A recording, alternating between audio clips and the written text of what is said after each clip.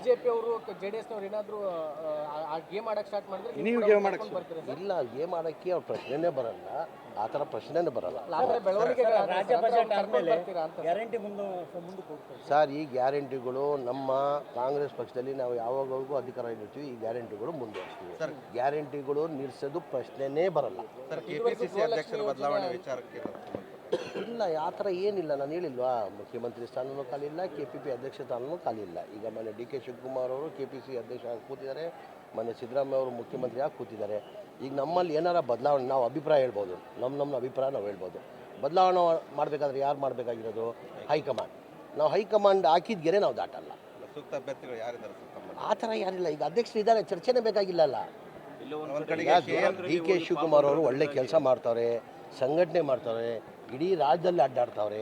ಎರಡೆರಡು ಹುದ್ದೆ ಒಬ್ಬರೇ ನಿಭಾಯಿಸಬಾರ್ದು ನಿಯಮ ಇದೆ. ಈಗ ಅದೆಲ್ಲ ಹೈಕಮಾಂಡ್ ಸರ್, ನಾವು ಮಾಡೋಕೆ ನಮ್ಮ ಅಭಿಪ್ರಾಯ, ನನ್ನ ಅಭಿಪ್ರಾಯ ನಾನು ಹೇಳ್ಕೊಳ್ಬೋದು.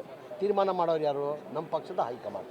ನಮ್ಮ ಹೈಕಮಾಂಡ್ ಏನು ತೀರ್ಮಾನ ತೊಗೊಳ್ತಾರೆ ಅದಕ್ಕೆ ನಾವೆಲ್ಲ ಬದ್ಧಾಗಿರ್ತೀವಿ. KN ರಾಜಣ್ಣ ಅವರು ಮುನಿಸ್ಕೊಂಡಿದ್ದಾರೆ DK ಶಿವಕುಮಾರ್ ಅವರು.